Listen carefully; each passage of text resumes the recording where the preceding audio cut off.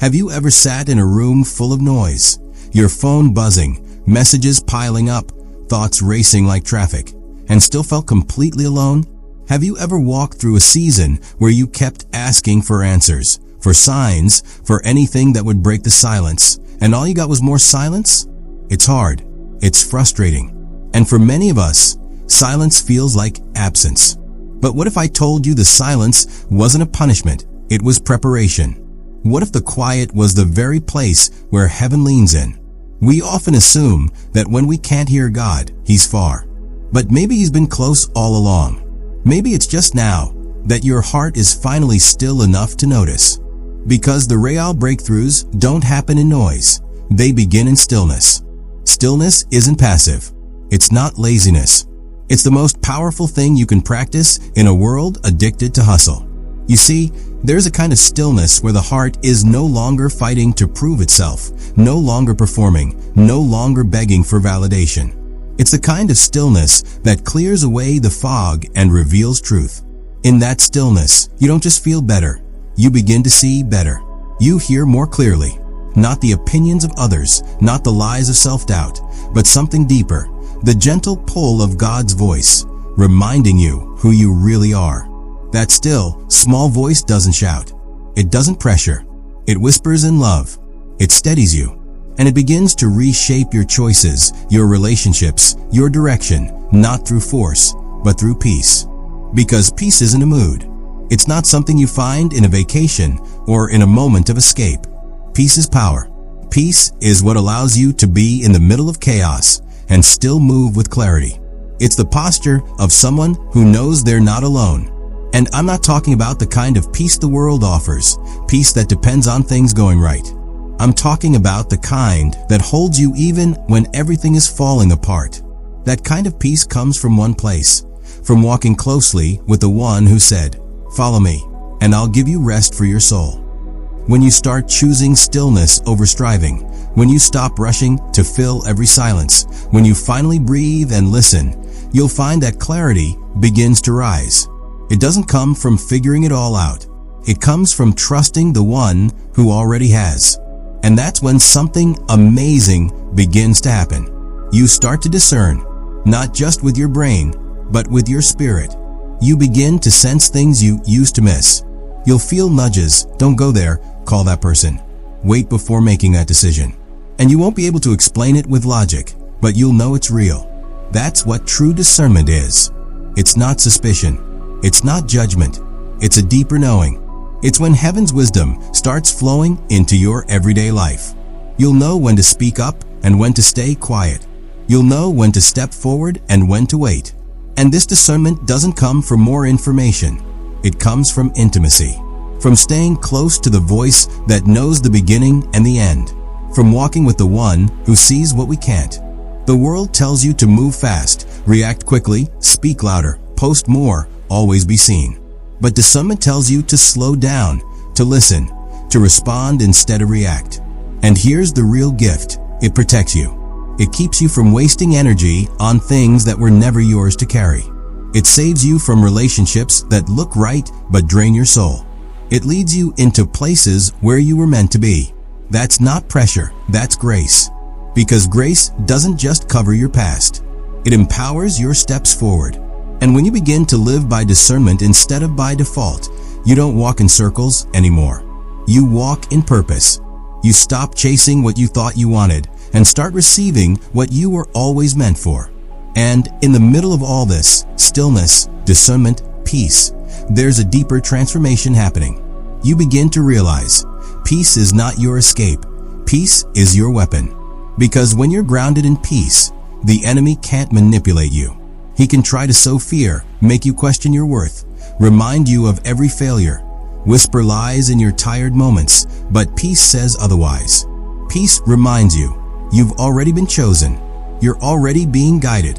You're already held by hands that don't let go. And you no longer have to prove anything. You don't have to be loud to be powerful. You don't have to rush to be relevant. You just have to be present with the one who's always been. So if you're in a season where everything feels quiet, don't panic. If you're unsure of your next step, don't force it. Instead, be still. Tune in. Ask deeper questions. What is the Spirit trying to teach you right now? What are you learning to hear beneath the noise? What if the next chapter of your life doesn't come from you pushing harder, but from you becoming quieter? What if clarity doesn't come from doing more, but from staying closer? Let me tell you something. You don't need to shout to be heard by heaven. You don't need to strive to be seen. You are already known. You are already loved. You are already equipped. And the more you surrender to that truth, the more powerful your life becomes, not because you have everything figured out, but because you've learned who to follow. The path ahead may not be loud. It may not be flashy, but it will be full of peace, full of purpose, and full of power. And that is the kind of life that not only changes you, it changes the world around you. So today, breathe, listen, be still, and know you are exactly where you're meant to be for what God is unfolding in you next. There comes a moment in your journey where people may start to look at you differently. They may see you speaking less, standing taller, walking with something they can't quite name. It's not arrogance. It's not pride. It's clarity. But what they don't see is what it took to get here. They didn't see the nights you cried in silence, the moments you questioned your worth, or the times you stayed faithful when no one was watching. They don't know how many times you chose quiet obedience over public recognition. And that's okay, because now something deeper is happening. You're not pausing because you're afraid. You're pausing because you've learned how to listen. You've learned that wisdom doesn't always speak first, that strength doesn't always shout, and that sometimes the most powerful people in the room are the ones who say the least but carry the most. You've changed, not in a way that needs to be explained, but in a way that can be felt. You walk in with presence now, not to dominate, not to impress, but to serve. You show up differently because you've been shaped by unseen seasons. You don't just lead with charisma anymore, you lead with compassion. Because you know what it feels like to be overlooked, to be misunderstood, to be chosen by God but unseen by people. That pain didn't make you bitter, it made you tender. And that tenderness, that's what gives your leadership weight. That's what gives your words authority. That's why when you speak now, people don't just hear you, they feel you. You carry something that can't be taught. It's called depth. And it only comes from walking closely with the one who sees every hidden tear, every buried hope, every silent sacrifice. But this isn't about personality. This is about presence. This is what it looks like when your life becomes a response to God, not a reaction to the world. This is transformation from the inside out. You don't just dream of platforms and influence anymore. Your dreams have expanded, not because you became more ambitious, but because you became more aligned. You've been with God in the secret place, and now your dreams stretch beyond titles and applause. You dream of healing people who never knew peace. You dream of raising up generations who walk in truth. You dream of impact that doesn't fade when the lights go off, because you've seen what truly matters. You've touched what's eternal. And once you taste that kind of purpose, you can't go back to chasing shallow things. You begin to build differently. You begin to lead with the future in mind, not just your next step. And something sacred begins to happen. You start sensing things before they even arrive. You feel a pull to pray for someone and later find out they were hurting. You reach out to check on a friend just as they were about to give up. You get clarity on what to create or build next before anyone says a word.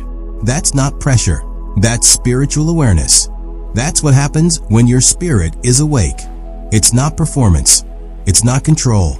It's flow. It's the Spirit leading you with peace, not with panic. And yes, sometimes the weight of that awareness can feel like a lot. But you're not carrying it alone. You're learning to walk with grace, with rhythm, with trust. Because the more space you give God, the more He fills it with wisdom, with insight, with unshakable peace. And suddenly, your success isn't measured in likes, followers, or applause. It's measured in obedience, in peace, in closeness. You start asking new questions, not how many saw it, but was I faithful? Not did they understand me, but was I aligned? This is the kind of life that doesn't just survive, it endures. This is the kind of life that shakes darkness quietly, without hype, without headlines. The kind of life that echoes in eternity because it was rooted in presence, not performance. So if you feel like your life has been shifting, if your desires are changing, your priorities are refining, your pace is slowing while your clarity is growing, don't fight it. You're not losing your fire. You're just learning how to carry it better. You're not becoming less. You're becoming deeper. You're not stepping back. You're making room for something eternal. And I want you to hear this clearly. You don't need to prove anything. You don't need to strive for recognition. What God is building in you is real. It's lasting. And it doesn't need defending. Just walk with Him. Stay soft. Stay surrendered. Stay available. He will open what needs to open. He will align who needs to align. And He will protect what you carry. You don't need everyone to understand it. You just need to keep following the one who gave you the vision. Speak when He tells you. Rest when He leads you. Move when He gives the word. You are not behind. You are not unworthy. You are not forgotten. You are becoming who you were always meant to be. And now the world is about to see what heaven has always known.